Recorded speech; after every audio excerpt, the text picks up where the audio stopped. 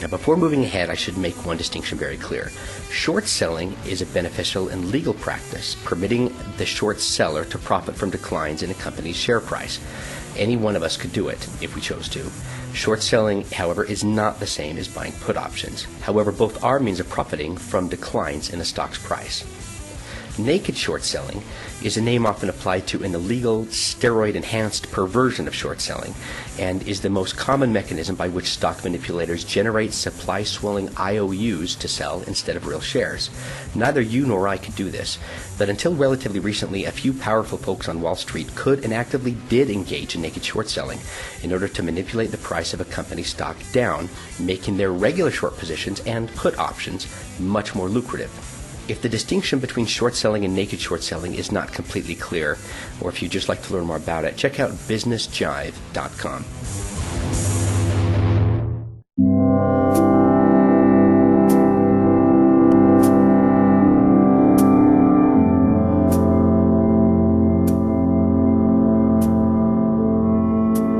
Whoever bought those Bear Stearns put options was almost certainly also responsible for naked shorting the price of Bear Stearns stock from over $60 a share to under $5, such that a $1.7 million long shot turned into a $270 million windfall in a little over 1 week.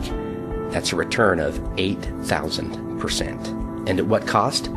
Well, some things we can quantify and some things we can't. Among the things we most easily can quantify, it cost billions and billions of dollars in shareholder wealth, 29 billion taxpayer dollars used to guarantee the eventual shotgun wedding between Bear Stearns and JP Morgan, and the jobs of several thousand Bear Stearns employees.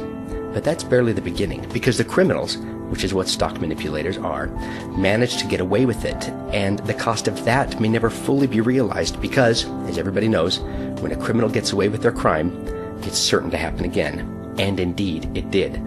But not before the United States Senate Banking Committee met in early April of 2008 to figure out exactly what happened to Bear Stearns. The hearing was held days after Bear collapsed, lasted 4.5 hours, but could have been boiled down to a pair of questions, both posed to Christopher Cox, who was chairman of the SEC at the time. The first came from Senator John Tester from Montana. Chairman Cox, has anyone brought to your attention, or do you know of the possibility of short selling that helped bring down Bear Stearns?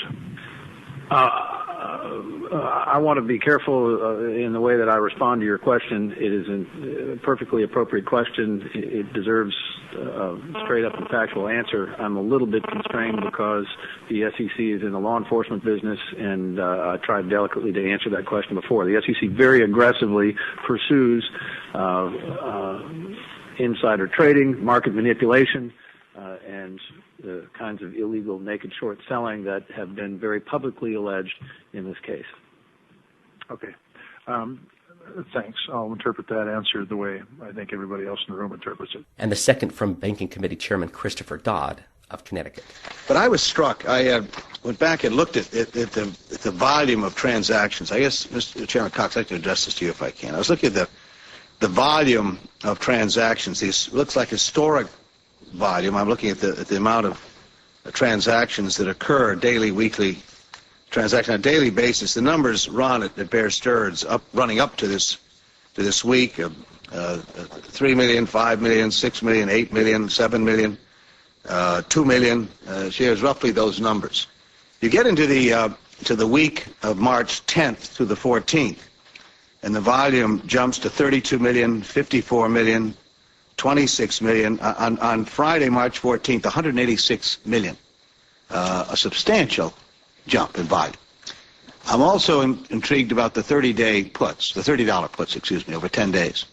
There seems to have been a rather significant. In fact, someone ran the math on it for me, and if you made a $600 investment on Thursday in Bear Stearns, on Monday that was worth about $37,000. Not a bad deal to make. To what extent is the Fed looking at this? Excuse me, not the Fed, the SEC. And I understand you answered the question earlier. You can't comment on investigations. Let me put it this way to you, I guess, Joe. I mean, I would hope that you're looking at this. And to the extent this kind of spike that occurs here would seem to be must have triggered some sort of bells and whistles at the SEC here. This goes beyond rumors. There's no there's no violation in law about rumors. There is about collusion.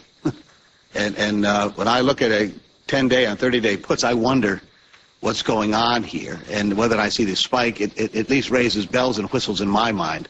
What's going on? And I guess I can ask you this: Did your agency react to this at all? Was there a reaction going on that week to these activities? Yes, Mr. Chairman. Your hopes will be, I think, met and exceeded with respect to the agency's response to these concerns.